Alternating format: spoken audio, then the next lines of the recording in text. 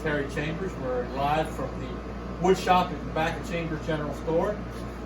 Happy to be here with Jack Hoffman. He's a lifelong family friend and one of the oldest members of the Bethany community. He knows all the facts, the fiction, what the legends are, and what the truth really is. So Jack and I are just going to kind of shoot the breeze a little bit, talk about the history of Bethany, and hopefully catch ourselves on Bingo Talk one night.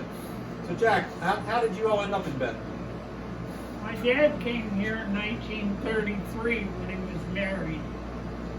He was already working here, but he was commuting from West Liberty for the first 6 years, I think. Because he started a barbershop in 1927. The barbershop here in town. Yeah. Okay. And that's a picture of the front of the barbershop as many historians remember it. Had my first haircut at that barbershop. My mother was talking about that the other day. When I went up the steps, I looked like a little blonde-haired girl, and I came down the steps as a little blonde-haired baby boy. So we were good. He did a lot of that. This is a picture of Jack's dad, Jimmy Hoffman. Can we see down a little bit? There we go. Talking to the Reverend Allen, who was the minister here at the Bethany Memorial Church for most of my youth and my adult life.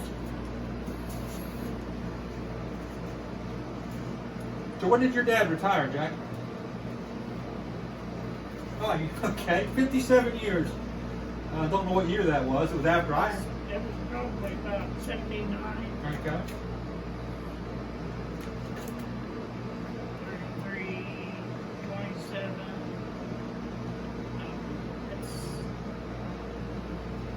Maybe a few years before that, I'm not exactly sure. Well, you've seen a lot of interesting people coming through Bethany. Tell us about this gentleman. What's the legend of Bethany's Jesus? Now, yes, I see some shocked faces in the audience. This is a picture Julian Barclay. Julian Barclay. They lived on Peace Point, and he I don't know, I've heard rumors of him coming to church and sitting up by the rose window. Up on the balcony above the sanctuary. And with the light behind him, he looked like Jesus that appeared there. And I think that was his intent, was to look as much like Jesus as Frank Calabrese's brother was an Alpha Sig and was walking from Point Breeze into town via the highway in a snowstorm that he could barely see. And he said that Julian Barclay appeared to him just like this. Scared the crap out of me. So when you hear about Jesus has appeared in Bethany, it was probably Julian Barclay. One of the many things that people talk about of Bethany is the trolley that ran from Wellsburg to Bethany. Let's start with, why was it called the Tunerville trolley? Because it was, it was similar going up and down the hills like the cartoon. The Tunerville trolley. Okay, so it was an old cartoon that was about... Yeah, there was an old cartoon, okay. That needed pulled up by road up the hill and then just pushed over and down the hill. Let it roll down the other side. We've got some great pictures of the trolley. Anybody that doesn't remember or knows where the cut through on 67 are, there's used to be tunnels that the trolley went through. And imagine if you were coming through there driving your car, your Model A or Model T Ford, you had to wait and hope the trolley wasn't coming. If you met in the tunnel, you were in trouble. Well, there were kids that would go there for a nickel. You'd throw them a nickel and they'd wave you through. There'd be one on each end, and they would. Did you give them the nickel before or after you got through safely? Before. Before, oh, okay, well then it was going to be ugly if you did. He didn't wave you through. Otherwise, you'd have to back out. Of course, the Tunerville trolley was supposed to go all the way to Washington at one point, wasn't it? Yes, it was intended to go to Washington, and this was the flattest route to Washington, Pennsylvania. But it never made it past. How far did it go in town? Do you know? Did it go to the Yeah, right at the end of the street. all the way to the old meeting house? No, well, before you go down the hill. Okay. And I think at one time it was pushed beyond that. They had to tow it back up and put it back on the tracks. I know Whip Cramble talked about the first time the trolley came to town. It was on a Sunday. They were all in church, and the bell rang, and they all left church. So it must have not have been a real good sermon that day. Well, his dad was doing the sermon. Okay. That was the reason he left. He snuck out, he said. He had to go see the trolley. Oh, all right. Of course, the most famous part of the Tunerville trolley is the Tunerville trolley wreck at the bottom of Buchanan's Hill. If you haven't seen that, any legends of ghost stories that happened at the bottom of Buchanan's Hill from the people who passed? Not that I'm aware of. There was one guy that died. His name was Wally. He had an apple orchard and a flour mill down by McKinleyville. And he was walking through, he couldn't hear very well. And he was walking through the tunnel and the trolley hit him. Oh, wow. The light on the thing is only a little dinky light. And then isn't there a historical marker down there, Wallflower Mill? Didn't they pay for those tunnels to be put in originally? They built the tunnel. So the local farmers could get their sweet to their mill? Another legendary landmark in Bethany, the Round Barn. Yeah. What do you remember about the Round Barn? I remember cleaning cow crap out of the gutters and getting a pint of milk. For shoveling the gutters. And you remember the... And your dad and I would do that once in a while. Okay.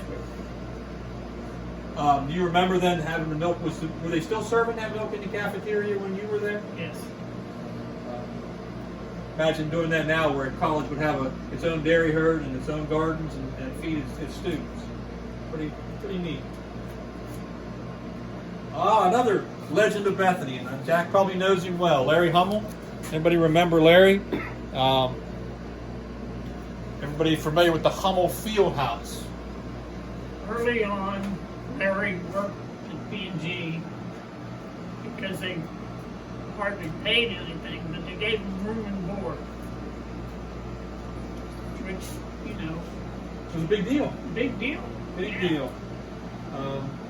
And one day, I heard I was working as a student, or before a student, I'm not sure when he first came, probably when I was still in high school. And I heard slosh, slosh, slosh, slosh, and Larry had on a pair of boots.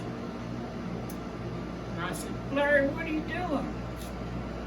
He says, well, the doctor told me to soak my feet in Epsom salts. So I put solution of Epsom salts in my boot. And kept on working. Kept on working. That didn't stop. Can you imagine somebody doing that today, or would they just call off sick? What do you think the reputation would be there? That would be their method, yes. And of course, Larry also was known for his eating habits. In the cafeteria, when he'd get a small tray to start with, and then he'd go over to the belt where the students put their discarded trays, and if there was anything left, he'd pick it off, And he was accused of going through. I worked at the beehive one, Which was also beehive, the barn. We planted a hoagie roll inside a garbage can where he would look. He'd always go by and look. There he is. Drop my work shirt. And he'd always go by and look in the garbage can. So at the end of the night, the hoagie roll was gone. We knew Larry had taken it for night snacking. Man that couldn't stand waste. That's right. He didn't like waste. But the legend of Larry grew when he finally retired and had to be put in a nursing home. Were you any part of that? No, I was not part of that. I was gone by then. He was blessed to have a great business manager here at the college named Bob Seidowitz. Bob tried to make sure Larry was well taken care of, got him in a nursing home. But how in the world is, and I use this term nicely, the town bum, which is, if you didn't know Larry, you'd have said, walking down the street, he was the town bum. And he dressed that way because he got his clothes from Goodwill or what the students left behind. He ate off the belt. Well, they suddenly realized that they couldn't account for a few, if any, of Larry's paychecks. So Bob got him in a nursing home, took him to, started going through his apartment, which was where the gardening shack is up by the post office now. He lived over there. I mean, you'd go to Larry's house and there might be a lawnmower in the bathtub. He would fix it. Didn't want to get grease on the floor. But anyway, I think by the time they figured it all out, how many millions did they find in uncashed royalty checks, dividends from railroads? Turned out he was a brilliant investor, which was how we have the Hummel field house. Thought that part of Larry should be told, because he was really actually a very brilliant man if you were willing to stop talking. There was an article in Time magazine about Larry. I have a copy of it in here someplace. I'm not sure where it is. Navy in Bethany. We had sailors in Bethany. That was pretty early. I wasn't very old, but I would take water up to them. They had a trailer just outside where Bendham Commons is now, on the street. And I'd take water to the guys that worked in there. Why were they here? They were training for officers. Okay, so it was an officers training school. Officers training school. Any idea how Bethany got chosen? They probably asked. How many of them were? How many were here? Do you remember? No. I would say in there, it was a couple hundred, I'd say. And I've always heard that was the biggest Bethany ever was. Bethany College ever was, up towards 1100. It was big. But I was pretty young, and I didn't pay much attention to it at that point. Anybody that hasn't seen a picture of it, that's where, for those alumni out there, that's where Richardson Hall sits now. I don't know if you can see it or not, but there were barracks in that open area. And that's where the guys were housed. And Jack and I were going through these books a little earlier this week, and several of the young ladies here in Bethany had husbands because the naval men were in Bethany. Married them and kept them here. For those of you athletes out there, November 13th, 1943, Bethany played WVU at Mountaineer Field in Morgantown. Anybody see that happening today? You ready for that, Coach Garvey? Come on, let's make a challenge. So, just a picture of the flyer that was out there. Well, they played a lot of teams. There was actually baseball. They played Pitt, Army, Ohio State.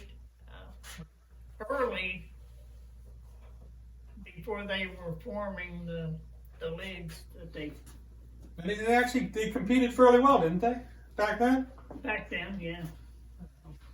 Well, there wasn't a recruiting that... Bethany played Navy in basketball as late as the 50s. When Robinson played for them, for Navy. What was his first name? I'm not sure on that one. He turned pro after he got out of the Navy. He didn't have to serve his time in the Navy. Okay, that works. This picture the other day drew a lot of conversation. The original post office in Bethany somewhere up near where we had a little disagreement. Somewhere up near where the disagreement. I wasn't around then. So. Where the Bethany house was. Maybe it could be potentially a picture of the only picture I know that survives of the original chamber store, which is of personal interest to me. And you know, I wasn't going to say anything behind the camera here, but isn't that was a highly, or when you and I talked about this show beforehand, that was a highly like, is it the chamber store? Is it not? I remember because you showed me the picture and it was, if you're looking at this, where are you looking? Right, and the background pictures, it's kind of hard to tell. How about the livery stable, Jack? Can you imagine a livery stable in Bethany? Do you remember where? Do you know where? Was that where the infirmary, old infirmary was? And then next to the infirmary was the livery stable. In that area up there. And of course, needs no introduction. Picture of the front of the Bison Inn, but believe it or not, it was not always a bar. What do you need? This way? Oops. What all was in that building, Jack? What? Well, there was a gas station, grocery store, which competed with. I think it was an A&P, wasn't it? A&P, yes. People don't remember the A&Ps, but that was a big national chain that doesn't exist anymore. That was in Bethany for a short time. It didn't last long. Weren't there one time 4 stores in Bethany, 4 grocery stores competing in Bethany? I have no idea. I think the college gardening plumbing shop was a store, wasn't it? That was a pool hall and bowling alley. Okay. There, another myth busted. And that's down there by Hibernia, correct? Correct. Right across the alley on this side of Hibernia. Because we'd go down there and for a dime we could play pool for the afternoon. So then it became was the college bookstore was in there at one point. I don't remember that. And the post office was in there at one point, wasn't it? No. You're talking about the one across the street. We're talking about the Bison Inn, yeah. Don't I remember the bookstore in there? Maybe I don't. No. Okay. Where Aaron. That's okay. I remember that. I knew it was there. Next door to Aaron's place. Yeah, Aaron's Pottery Shop is a. That was a post office at one time. Mm-hmm. So how did it become a bar? What's the story? The true story of Frank Calabrese? Frank Calabrese was a student that took about 9 years to graduate. I hope he's not listening. I'm going to make sure he knows. And Frank, I love you anyway. You're a member of the family, but Jack's going to tell us the truth. A lot of successful people went to school for 6 or more years. Absolutely. So anyway, D.R. Wyman was dean of students and said, "You're not putting a bar in Bethany." And Frank said, "Yes, I am." And he ended up in court, I think, and got the rights to put a bar in Bethany. But his first one wasn't there, was it? Wasn't it down the street? It was down the street where the first apartments are, down next to the bowling alley and pool hall. And what was it called? Was it the 21st Amendment or was it the wooden keg? First Amendment. First Amendment. The First Amendment? I think First Amendment. Or Second Amendment. Okay. And then next to it, didn't you have you put a laundromat next to it? So Bethany at one time had a bar and a laundromat? It was in there before, in a little building which was similar to the the post office picture, and it was the city jail where students would cool off at night and sober up and do whatever they had to do. Do what you had to do. So then it burned down. What happened to that building? So Frank would move up to this building. It burned suspiciously one night. And then he acquired this from... Well, his wife was the main supplier of the money.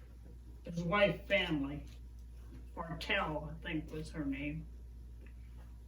And mysteriously it burned to the ground one night.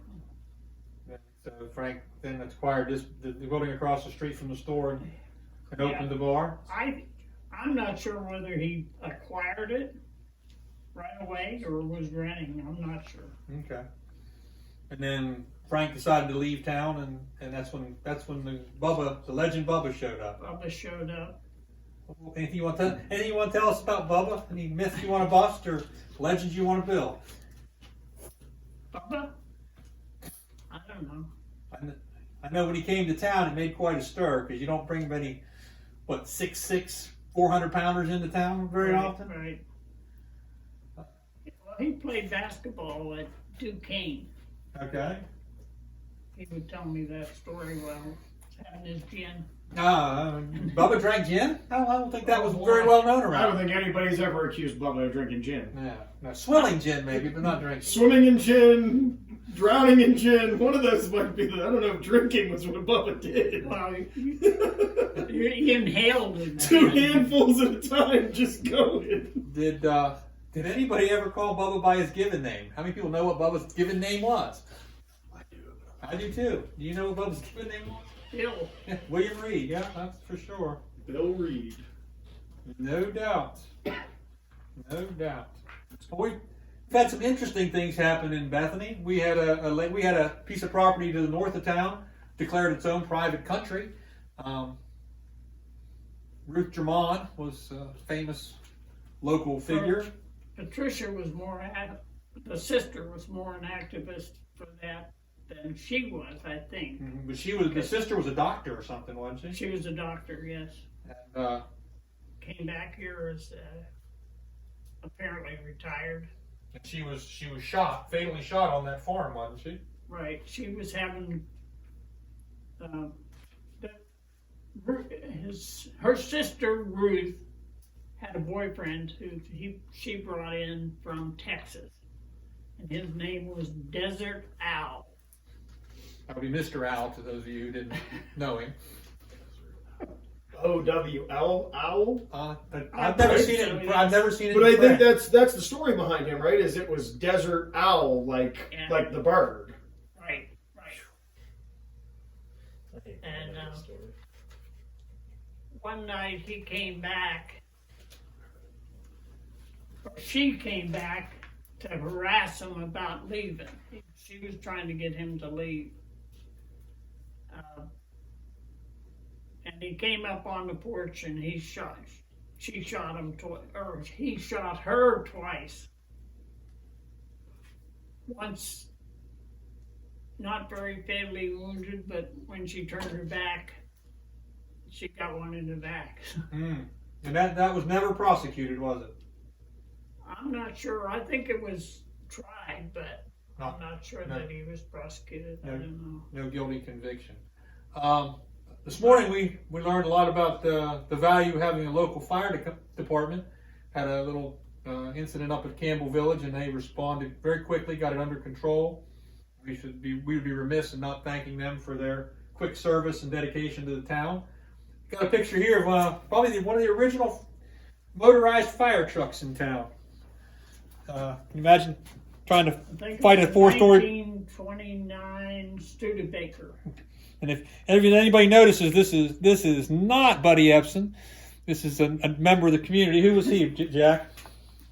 Buck Buchanan. He ran a dairy farm. Okay. Now, is that your dad standing right there in front of the truck? Yes. Your family got a history with the fire department. We get back to Bethany Jesus. He's back in here now. Lots of pictures of there's him. all kinds of stuff that probably are duplicates. Yeah. Picture of the barn that was stood up by the Heights that they tore down in the last couple of years. More pictures of the Navy, and then we got back when people don't remember when the Hurl Center was a high school. It was actually K through 12. How many people were in your graduating class of Bethany High School? 16. Well, that was a big class. It was big, yeah. How many boys? How many girls? 10 and 6. 10. So who didn't get a date? Mostly me. Oh, come on now, Jack. You were telling me some stories about a date you had. Well, not very memorial dates anyhow. Oh, there you go. All right. So I've gone through your books. They're awesome. I hope you keep track of these. And Well, as long as you give them back. well, I'll be I'm able not to sure I'm keep going track. to because I'm afraid. Russ and Randy and Well, Ryan are just kids. They can't be trusted with this stuff. They're just children. that's exactly right. So I'm gonna will them to you. You're gonna okay. Well, that would be an honor, and I will keep them in the collection here at the store. What haven't I talked about? Anybody have a? I have a trolley bell that was on the trolley, but I need a plunger to set it off.